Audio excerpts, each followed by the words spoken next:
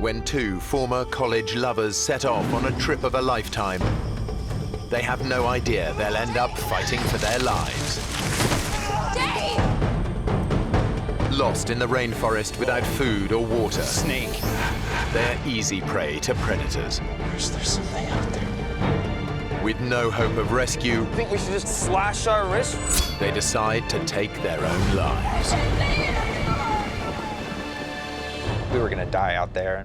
Having control over when we die is all that we had.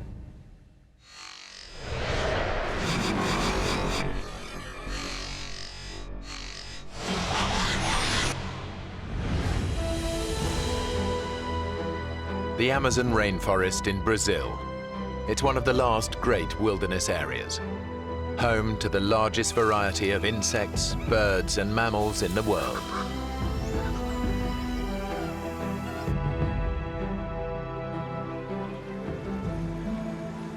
For Dave Boyer and Crystal Ramsey, it's the trip of a lifetime. Can you believe it? We're actually here in the Amazon. Hey, you know when I make a promise, I keep it. It's the realization of a dream they shared 2 years ago when they were a couple. Crystal and I dated for about 3 years, and really were the closest you could possibly be.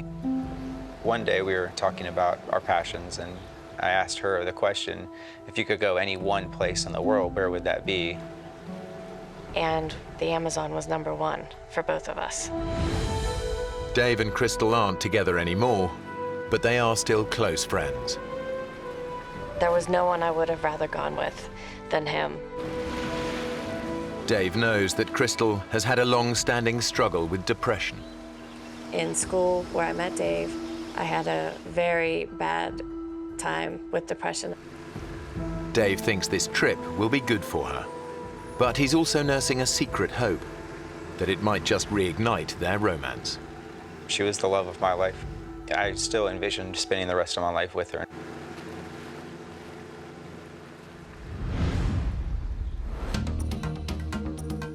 They've traveled almost 200 miles south from the Brazilian city of Manaus to one of the Amazon's remotest backwaters. They plan to spend 2 months exploring the region. Their base, a small lodge in the heart of the rainforest. Around it is a network of clearly marked forest trails. Dave and Crystal spend their first 2 days checking out the shorter ones. Then they decide they're ready to take on the longest. It's known as the White Trail, and it stretches 3 miles deep into virgin rainforest.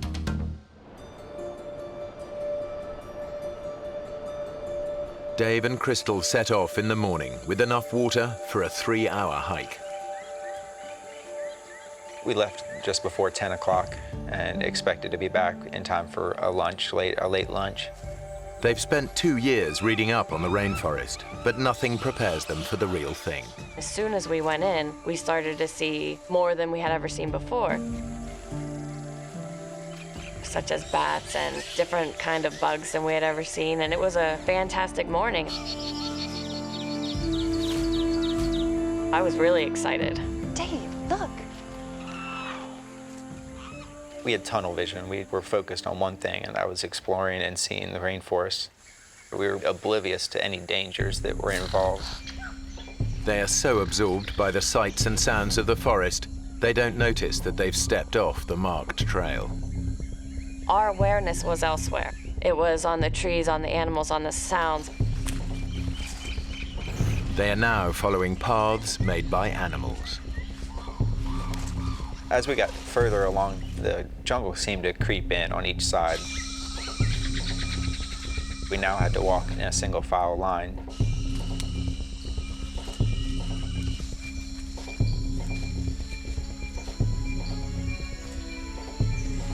Then the path completely disappears. For the first time, they realize they're no longer on the trail. That's when I didn't know what to do. I was really worried. Let's see the map. I think I forgot the map at the lodge. I had left the map sitting on the dresser in our cabin. Dave. Look, I can remember it. I can. The map Dave left behind was a hand-drawn sketch of the area. He clearly remembers it showing the lodge at the bottom, which would normally indicate that it lies to their south. But the map isn't laid out in the usual way. To get back to the lodge, they actually need to head north. If we head south, that should take us back. You're sure? I'm sure. I'm sure. Okay. Come on, let's go. Hiking south is the worst decision Dave could make. Ahead, there lies nothing but thousands of miles of rainforest.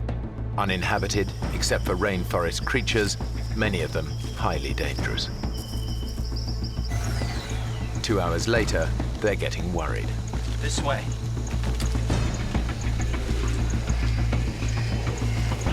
We had been walking far longer than we should have been. We should have been back by then. There's not much daylight left. It will soon be nightfall. I'm not going to stay out in the forest. I can't let this happen.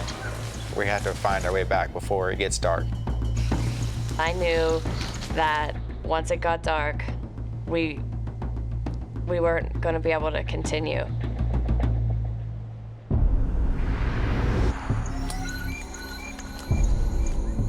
As darkness descends, any chance of finding the lodge today disappears.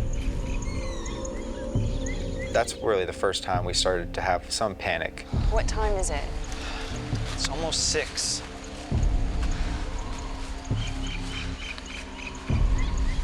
We should be back by now. If we'd been walking in the right direction for this long, we would have... I know. I don't think he wanted to deal with it. He didn't want to deal with even having to think about sleeping out there. I was frustrated at myself. I felt responsible for getting us lost and felt responsible for finding the way back. Crystal, you know what I'm thinking? We're gonna have to spend the night here. Yeah. We just picked a spot to stay, a cleared area, and we just sat down to wait out the night. Chris, I am so sorry about this. It's okay. You buy me a beer when we get back, and we'll call it even. Okay? Okay. But they both know how vulnerable they really are. The rainforest is teeming with nocturnal predators. A lot of the poisonous snakes, they wander through the forest at night. The jaguar comes out at night. You don't have a lot of choices of protection. Dave and Crystal share a single thought. Can they make it through the night alive?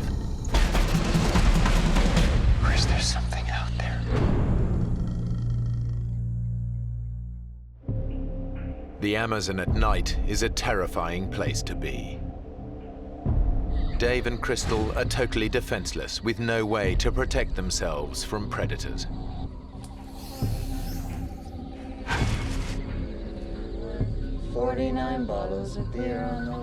We weren't going to try to sleep at all. We were going to stay up, and that way if something stumbled upon us, we would be ready. 49 bottles of beer. Take one.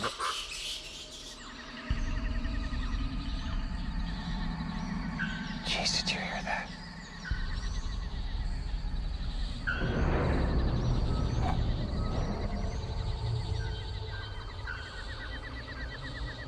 Chris, there's something out there.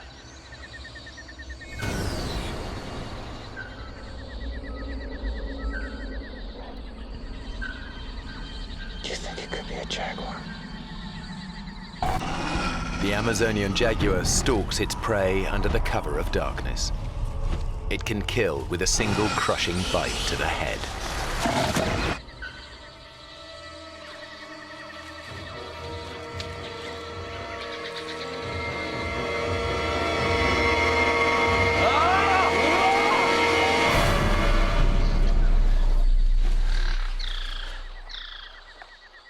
Whatever it was, Dave has scared it off for now.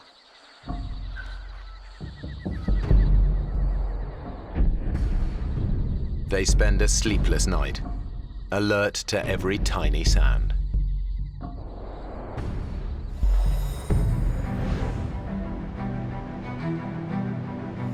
Dave and Crystal have survived the night unscathed, almost. I'm covered in mosquito bites. Be grateful that's all that bit you. Very funny. So, what's the plan? Well, Dave needs to get them back to the lodge fast. Crystal's on medication for her depression, and he knows she doesn't have her drugs with her.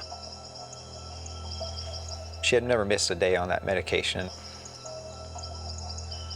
this trail heads south,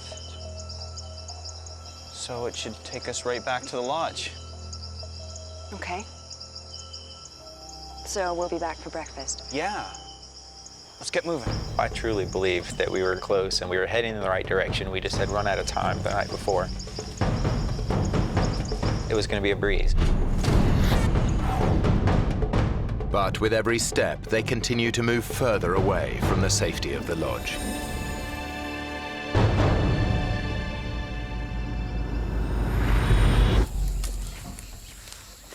Four hours later, the temperature in the forest has soared. The heat and the way they're pushing themselves mean that Dave and Crystal are sweating out almost 4 pints of fluid an hour. We were starting to get depressed about our situation. We were starting to get frustrated.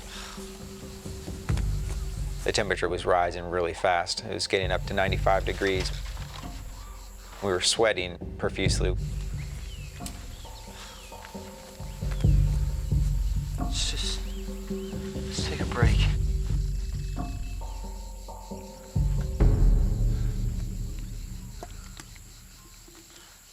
Dave, I'm out of water. When I realized that we were out of water and it was hot and it was 10 o'clock, I really started to realize things weren't just going to be okay. We knew that we were losing water so quickly and things were not going to function right. Our brain was going to start to trick us and our body was going to give out eventually. There's got to be something around here. The irony is that the Amazon basin is one of the wettest places on Earth. Over 9 inches of rain can fall in a single month, leaving puddles of water everywhere. But they face an agonizing dilemma. I didn't know what to do. Should we drink water and possibly get very sick, or risk getting very sick from dehydration? I have an idea.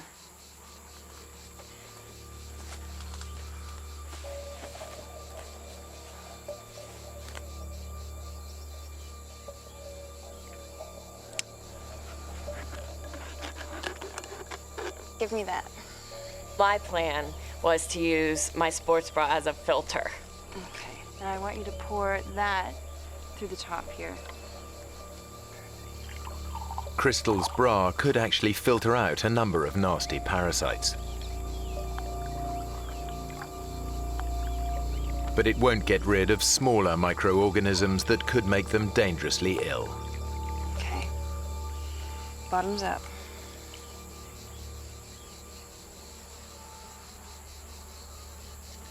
I don't know about this. We don't have a choice. Cheers. I took a small sip and kind of let it sit in my mouth for a second to taste it. Tastes okay. Kind of chalky. We were both worried about drinking water, but in the end, when it's 95 degrees and you're sweating like that, it's going to be more painful not to drink it. Rehydrated, Dave and Crystal pick up the pace. But they must stay constantly on guard. The forest is alive with creatures that could kill them with a single bite.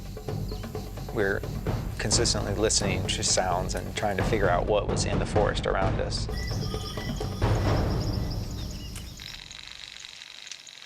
I didn't want to touch a branch that we didn't know what was on that branch. We wanted to watch our steps.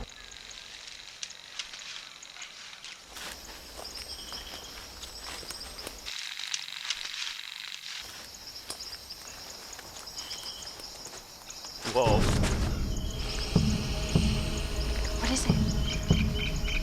A snake.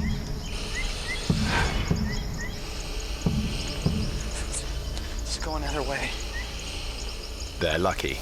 A few more steps and they could have trodden on the snake. The Amazon basin is home to some of the most poisonous snakes in the world. One bite could mean a slow and agonizing death.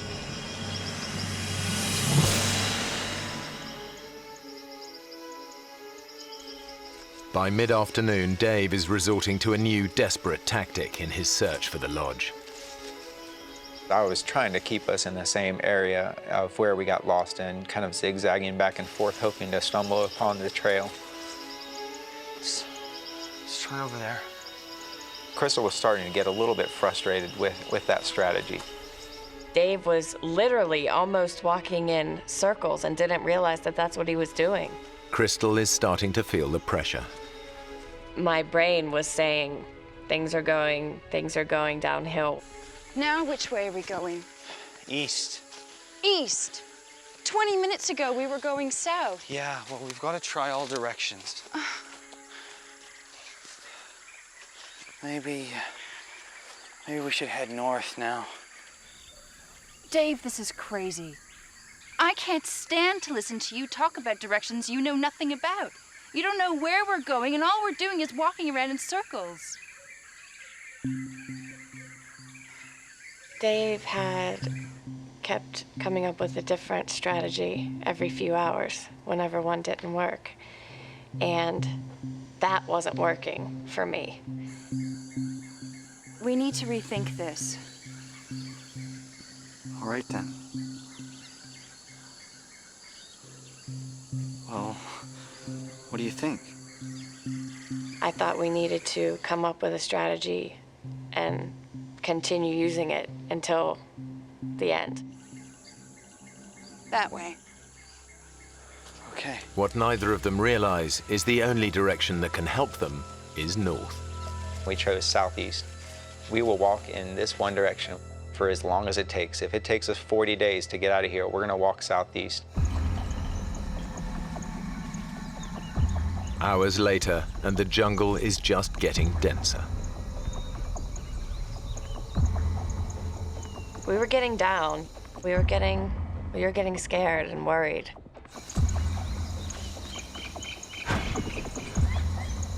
Everything just looks the same. The jungle is so dense and so thick, you can't see more than a few yards in any direction at any one time. Dave has an idea. If he can get up high, he might just be able to see the lodge.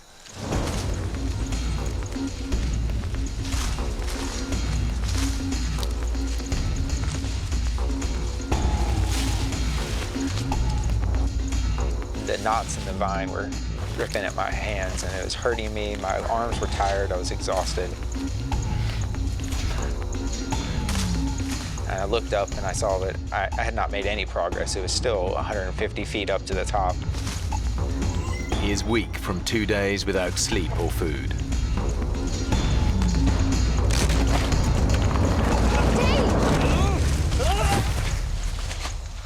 Are you okay? Did you see anything? Yeah. Rainforest. Why is no one looking for us? In fact, people are looking for them. But the search is focused around the White Trail. And that's now a very distant and dense 7 miles away.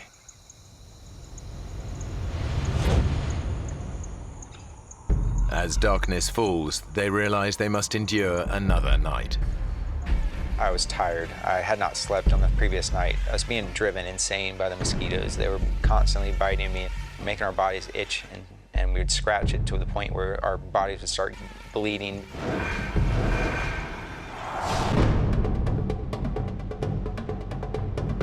The next day, they're still heading in the wrong direction, getting even further away from the area where rescuers are searching for them. And now they start to notice an ominous change in the behavior of the wildlife. If we were anywhere near civilization, these monkeys would be running away from us. They would be fearful of us, that we would hunt them. But these maybe had never seen a human before in their life and were just curious. And that was terrifying, that we were getting deeper and deeper.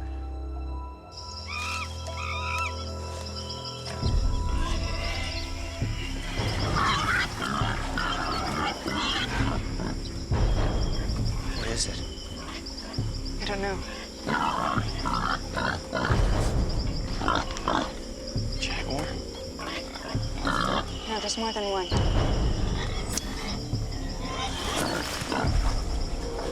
They've stumbled on a pack of wild Amazonian pigs. Dave knows how ferocious they can be. The locals have said that they're really the most dangerous thing to encounter in the forest, other than a snake. They're aggressive. If wild boars got a hold of you, it'd probably knock you to the ground quickly, and then you would have several animals on top of you biting and really just eating and going to work. The way to avoid any confrontation is to let them know that you are different, that you are not something that's in their normal habitat.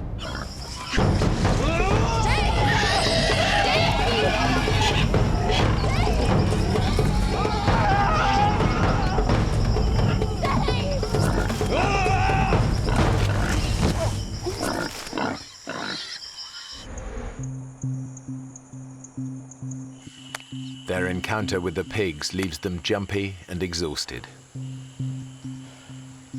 Crystal's feet are badly blistered, and she's been without her antidepressants for 3 days now. Her depression could return at any time. I can't go on much further, Dave. I'm tired. And my foot. We'll get out of this ravine and we can make camp. I thought that it would be nice, it might even be comforting if we had some type of shelter. So we came up with the idea of making a teepee.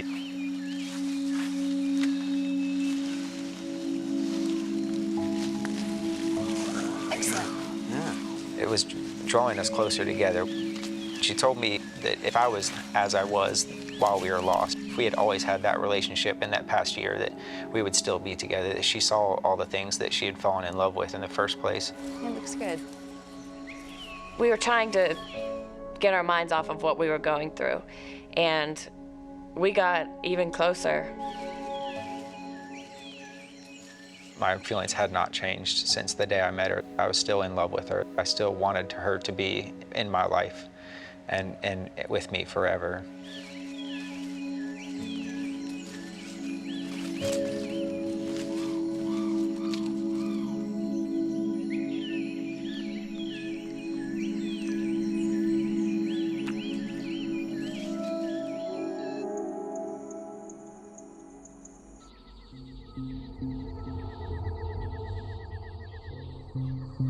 Night falls, and with it comes the nocturnal predator their shelter can't protect them from.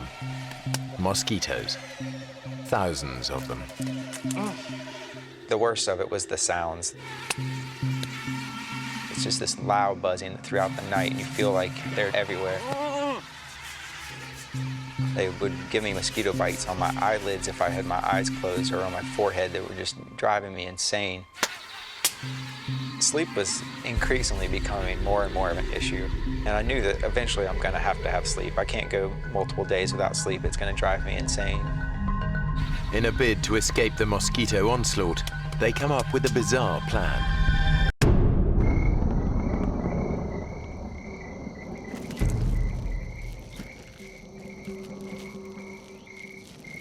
Crystal said, well, we should cover our bodies in mud. That would work well at keeping the mosquitoes off of us. We got inside the hole and pushed the mud in on top of each other, covered our faces, and we laid there in the mud and tried to be as still as possible.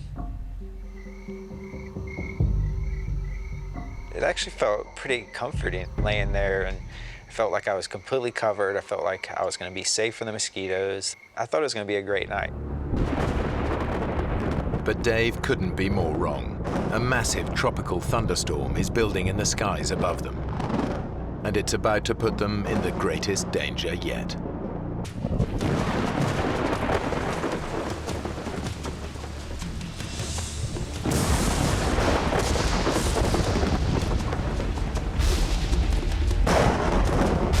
Within a few minutes, we were forced out of our hole.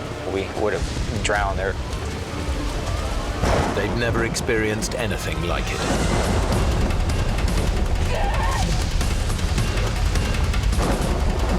It's very hard to explain how loud it can get. You can't even talk to someone who's right next to you by screaming. That's the only way I can describe how loud it was. They are soaked within seconds. It was the coldest I had ever been. Couldn't stop. My body was just going into convulsions and shaking. And my teeth were chattering. Any hope of sleep is gone. Then, just when they think things couldn't get any worse,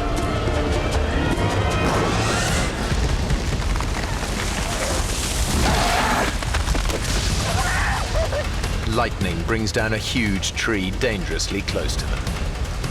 If it had landed on us, we surely would have died in that. The storm has shaken Crystal to the core.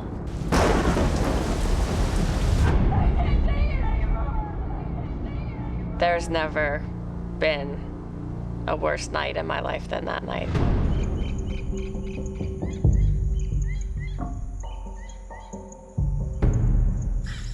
Their terrible night leaves both of them exhausted and miserable. But it's pushed Crystal close to the edge.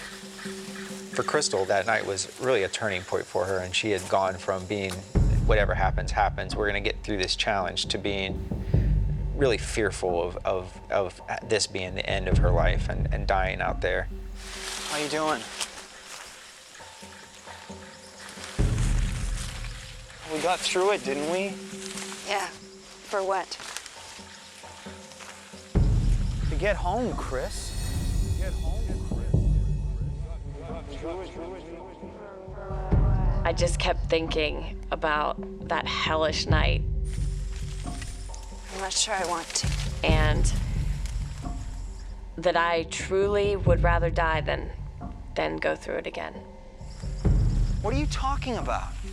You think we should just slash our wrists right here? I didn't think what the implications of that were. I didn't think it was a real suggestion. It was just kind of something that I did off the top of my head.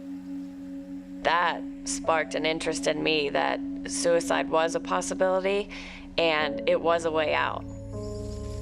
Dave realizes that if they don't find a way out soon, Crystal's suicidal thoughts could become a reality.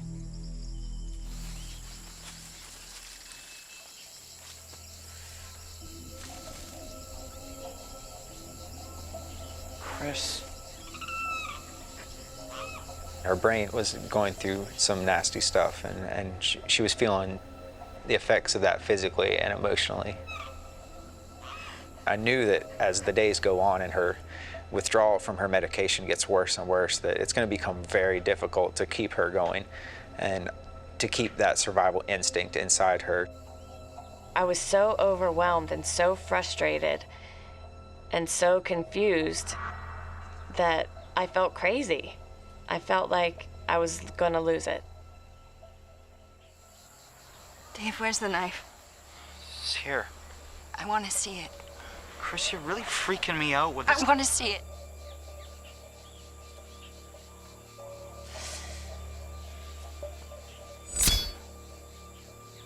The knife really became almost a game that I never would let her hold. She would frequently ask me, "Where is the knife? Can I just see it? I want to know that you haven't lost it." I think my own mind was more dangerous than anything that the jungle had.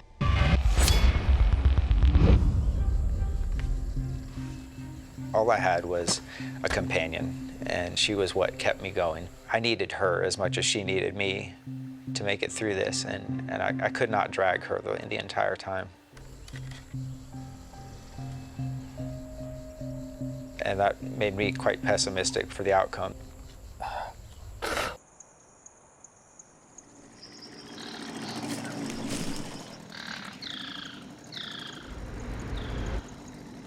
Then, after days of hearing nothing but the sounds of the rainforest, Do you hear that?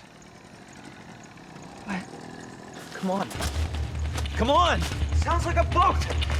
Come on! I was saying, come on, Crystal, this is it. We're rescued. Hey, we're over here! There's a boat really close. I can hear it. We're over here! This is over. Hey! Like, just so happy, cheering to each other. We're here! Hey! Hey! We're here! Oh. Do you hear anything? Then it was nothing. after 3 nights without sleep, Dave's senses are starting to play tricks on him.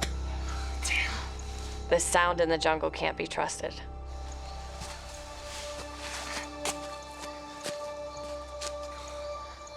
We thought that we were rescued. To have that taken away from us and our hopes just ripped from our hearts, it just killed us.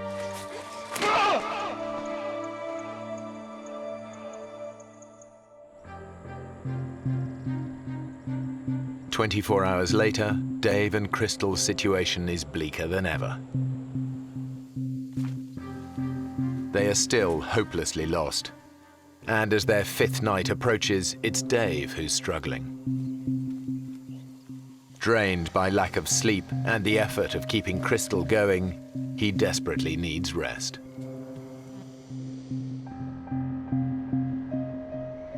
Dave was exhausted. I was very worried about him, but there was nothing I could do to make him sleep. Damn it. There was no way I could help him.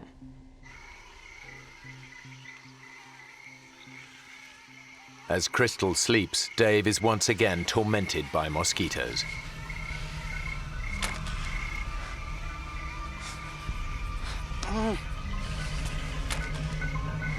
I could not get a grip. I could not get control of what I really needed, and that was to get to sleep. In his totally exhausted state, the insects soon become an obsession. The only way to get me through that night was to find a way to keep moving, keep myself occupied. I would go through this pattern of swatting the mosquitoes on my arm, swatting them on my back and my neck, and I'd start counting these cycles. I became obsessed with time.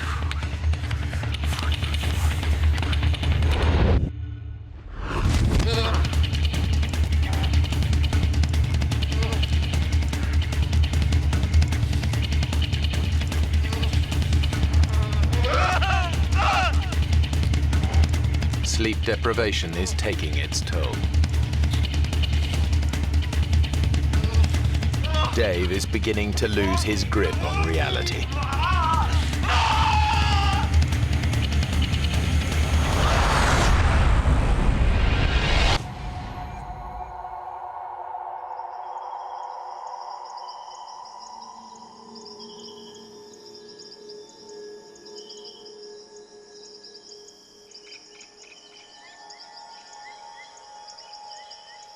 I felt like I had lost this battle between me and the mosquitoes, between me and the night, between me and any sleep that I might get. For the first time, Dave thinks they might not make it out of the Amazon alive.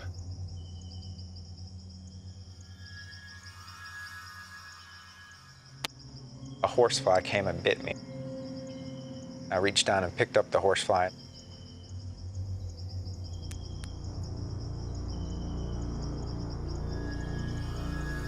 I started to pull off each of its legs. I was just fascinated by it.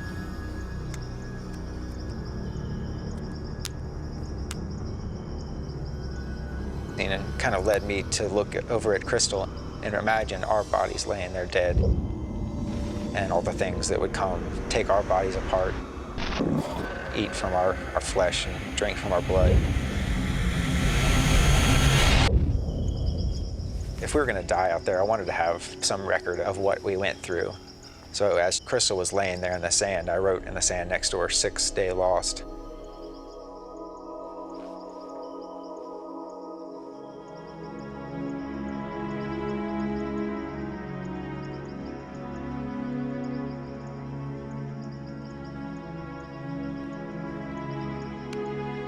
wanted to document it as well as I could, so I'd snapped that picture, hoping that one day somebody would find our bones and our camera and see that we had been there on the 6th day.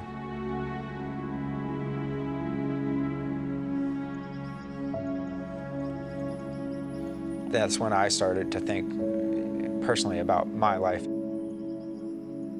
I did not have a close relationship with my family. I had never told my mother that I loved her. I had never told my family how much they meant to me. It was killing me, and I wasn't going to have that opportunity if I died out there.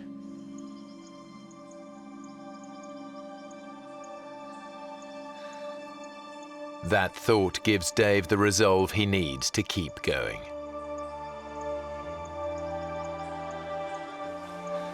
Come on. Wake up, it's time. I don't want to leave. I don't want to move.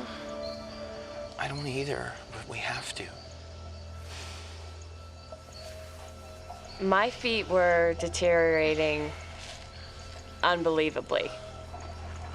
And the pain was unbearable. It felt like 10 wasps were biting me at the same time. If we stay here, we die. It's as simple as that. Crystal finds the strength to give it one more try. Okay. Stand on it.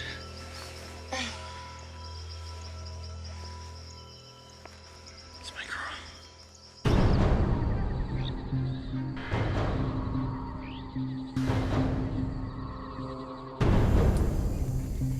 They push on. Now the terrain gets harder. Come on, Chris. And as Crystal's feet become unbearably painful, her depression begins to get the better of her. I couldn't walk anymore. I would try, and I would fall down.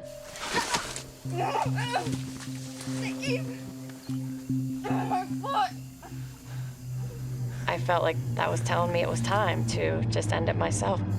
I don't want to go. Crystal's depression is back. Now she can see only one way out of the nightmare. You can! Come on!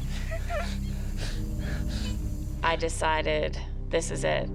I can't keep going.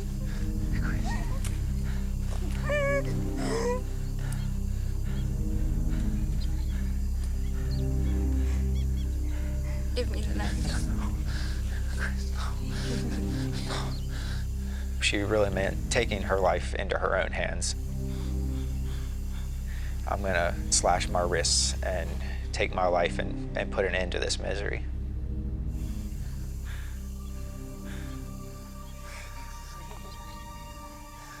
This was the woman I was in love with. This was the person I wanted to spend the rest of my life with. I had no thoughts of ever abandoning her. I'll make you a deal, okay? I'll make you a deal. I told her, you don't want to go through another night, I know that. And if it gets to be tonight and we have not made our way out, I will give you the knife. You gotta give me everything you got today. Crystal accepts Dave's deal. Everything you got today. If they aren't out of the forest by dusk, they will both kill themselves. We'll do it together. I put a specific time frame on the rest of our life. We were either going to get out and live the rest of our life really happily, or that was going to be the end. Crystal can now see an end to her ordeal. Sit down. Sit down here. On here. Come on. She was like, what time is it? Is it nighttime? Is it getting close enough?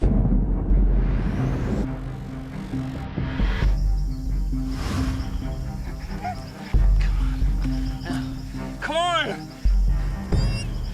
But Crystal can't keep going. Come on! She decides she can't wait until nightfall. She wants them to end their lives now. It's time. When I said it, he agreed.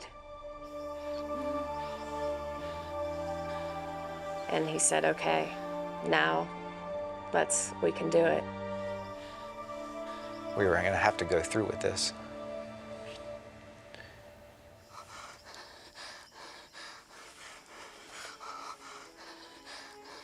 Dave's resigned to dying, but there's a bizarre thought he can't get out of his head.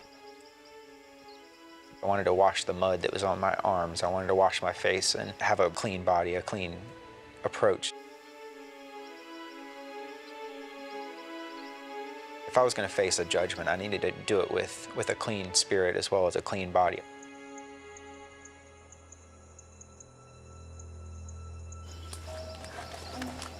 He begins to search for water to wash himself.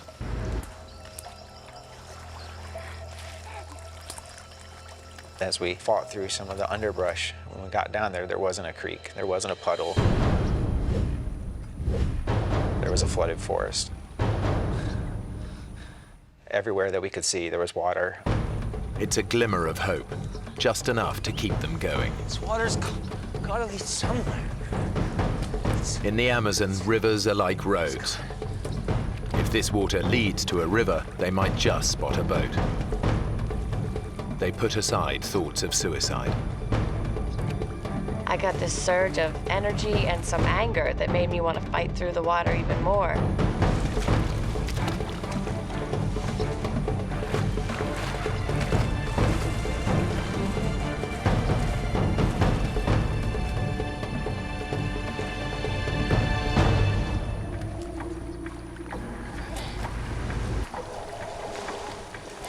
As we were going through the flooded forest, we kept telling each other, don't talk about any hopes, just go, and go as fast as you can.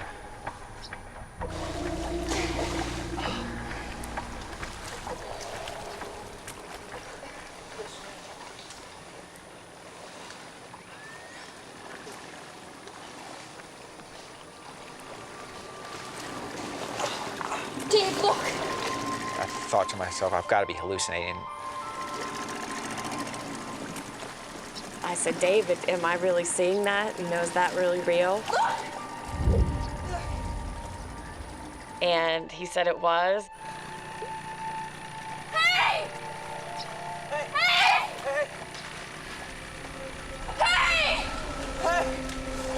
He didn't wave back at us. It seemed like he was miles away. We immediately just started screaming, help, help, help, help me, please.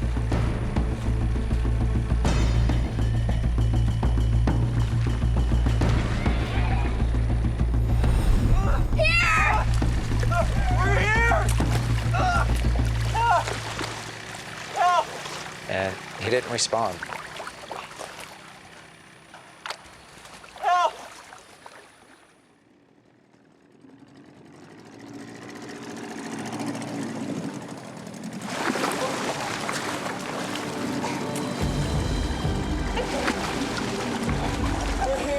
We learned in one split second that we were gonna live.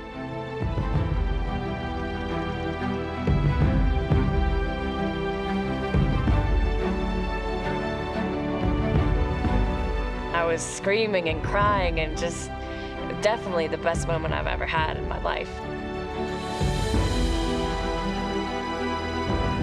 The sun's setting, the whole sky is bright pink, and Dave and I are just looking at each other, and the tears are just running down both of our faces. And inexplainable joy, and we just looked at each other and looked up at the sky, essentially, and we're just so thankful to be alive. Dave and Crystal are incredibly lucky. Their rescuer chanced on them in a waterway that local boats hardly ever use. They find out later that search parties spent 4 days looking for them. But they never even came close to the remote spot where Dave and Crystal ended up.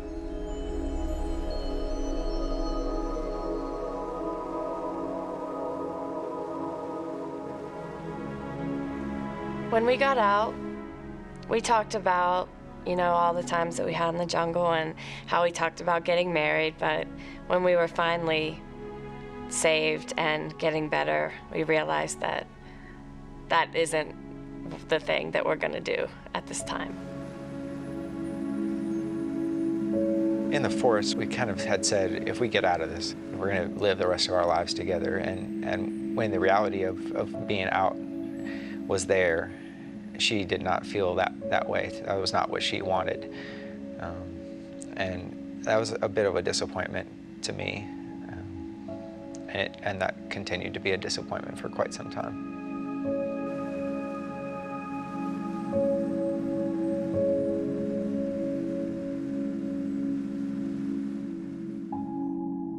Dave and Crystal have both since returned to the Amazon.